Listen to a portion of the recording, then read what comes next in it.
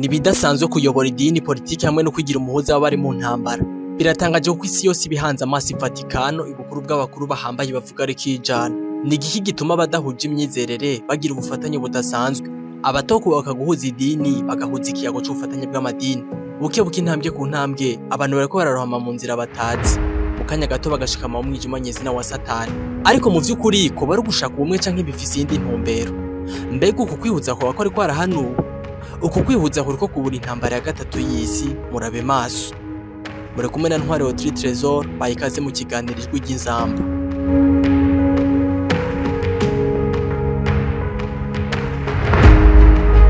Ku itariki ya 18 Rusamba mwaka wa 2025 abayobozi badasanzwe bayoboye amadini anyuranije imyizerere na Katolika hamwe n'abayobozi ba politike b'ibihugu bifise ijambo ku isi bari bazindukiye Roma gushikira Papa Leo wa 14 mu kwinjira icese mu mabanga y'urwego rw'abapapa muri Basilique Saint-Pierre i Vatican aho bari bakoraniye.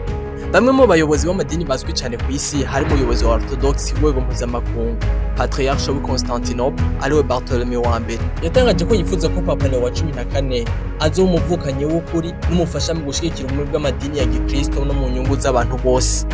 Nitwagiye ko hari ibintu injoja ba Orthodox batemeranya na Katolika, bimwe muri byo akaba ari ibi bikurikira. Mu gitabo kiyobora idini arico credo c'abakatolika kivuga ko mutima mwiranda canke mpwemu yera ava kuri data na mwana filioque. Mu gihe aba Orthodox bo bavyamaganira kure bakavuga ko mutima mwiranda canke mpwemu yera ava kuri data wa twese gusa. Abakatolika bemera ko Maria yavutse atacaca imyanduruka afise original sin. Mu gihe aba Orthodox babibeshuza bakavuga ko Maria yaratunganye mu buzima bwiwe, ariko ntibemera inyigisho yuko yavutse atacaca imyanduruka afise. Ikindi banyuranije ko nuko Katolika ivuga yuko iyo umuntu apfuye aja mu purgatori, no kuvuga mu kibanza cyo kozwa ibicumuro umuntu aba yapfanye. Aba Orthodox bakabibona nk'ubuswaganye. Ivyo badahuriza ko n'ibintu muyororeka tubandanye. Nitwagiye ko muri ivyo birori kandi hari n'abandi bari bahaje nk'umuyobozi w'idini rya Lutheran, Reverend Dr Anne Bilgat, yavuze ko yifuza ko bazobandanya gukorana no mu gushigikiranira ubutungane bw'amahoro ku isi. Anashimangira kandi ku bufatanye bw'amadini ku isi ko ari ingirakamaro. Uyu ndi n'umuyobozi wa Al-Azhar ariwe Ahmed El Tayeb. Hari kandi n'umuyobozi w'ihuriro ry'amadini ku isi ariwe Jerry Pillay, yavuze ko yifuza ko bazobandanya gukorana mu gushigikira ubutungane n'amahoro ku isi. Anashimangira kandi cyane ku bufatanye hagati y'amadini ko ari ingirakamaro. Mbega n'igihe gihuje abayobozi b'amadini adahuje imyizerere yitwa ko akomeye ku isi, kandi akaba amadini mavyeyi yamwe mu madini menshi ku isi adaharurika. Niye mpamvu bashigikira ubumwe budahari mu gihe batemera guhuza imyizerere. Mbega aho baramutse bagize ubumwe ninde yoba yiteguye guhebera uyundi? Koko ubu bumwe buguma buvugwa bushingiye kuki? Vy'umwihariko Papa kugira ngo atore izina yitwa nuko aba yaragenzuye imico n'imikorere yaranze uwo muntu aba yarizwe iryo zina mbere, agahitamo ko yomubera akarorero mu nzira canke mu mabanga bagira jemo. Papa Leo wa 13 akurikiranye na Papa Leo wa 14 ariwe Vincenzo Raffaele Luigi Pesci yatanguye gutwara Roma ku itariki ya 20 ukwezi kwa kabiri umwaka wa 1878 apfa ku itariki ya 20 ukwezi kw'indwi umwaka wa 1993. Yakomoka mu gihugu ca Pologne. Uyu mupapa yagenze imigabane yose afise intumbero yo guhuriza amadini yose hamwe, ariko ku bw'amahirwe make afata bisoje, aho Papa Yohani Paulo wa kabiri yabigerageje nawe afata bisoje.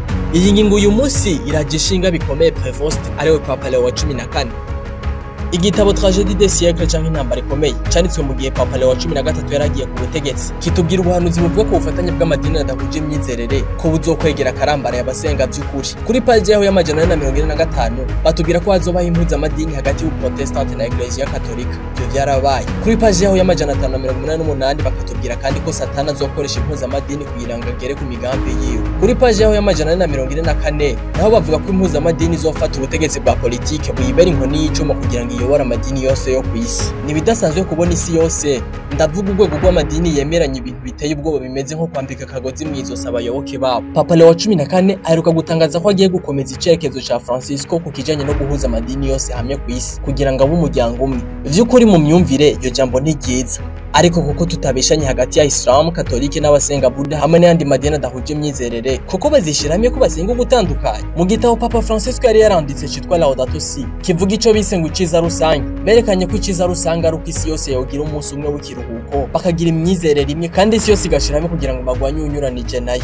Mu mateka ya Bibiliya nta Imana yigeze yemeranya ubufatanye bupfuye nk'ubu. Igihe cyose abasenga Imana bifatanya n'abanyamahanga bahura n'ibihano bikomeye. Carazira ko idini na leta bifatana. Igihe idini na leta vyafatana nico gihe Yesu yaza gucungura ikiremwa muntu, asohora bamwe mu idini ryari ryuzuye imigenzo ari ryo ry'Abayuda. Mbega ubu Imana yoba yarakoresheje mu bihe vyaheze uyoba ikibukoresha. Mu mateka ya Bibiliya nta Imana yigeze yivuguruza ku masezerano yayo. Icete ca kabiri c'Abikorintho igice ca 6 umurongo wa 14 haratubwira ngo nimwifatanye n'abatizera kandi ataco musangiye. Ukugororoka no kugabitanya bifatana bite? Canke umuco n'umwiza bifatana bite? Muri Luka 12 umurongo wa 45 kugeza ku 46 haratubwira ariko uwo mushumba niyibwira mu mutima wiwe ati databuja aracatevye kuza, maze agatangura gukubita abashumba n'incoreke no kurya no kunywa no kuborega. Shebuja uwo mushumba azoza ku munsi atamwiteze, no mu gihe atazi azomucamo kubiri amusangiza umugabane wiwe n'abatizera. Ubundi Satani amaze igihe kinini ari ku rugamba rwo kuyobya ikiremwa muntu, ntabwo ayobewe gukora yinyegeje kugira ngo tudatahura imigambi yiwe. Umugambi afise no kuduhitana twese akoresheje inyigisho z'ibinyoma cyangwa akoresheje ubufatanye bw'amadini bupfuye. Satani kuri we nta mwanya afise wo guhangana n'abatiga ijambo ry'Imana canke n'abatiherana n'Imana ngo basenge, kuko bose azi neza ko bafise mu biganza vyiwe nk'ibikoresho bidasanzwe.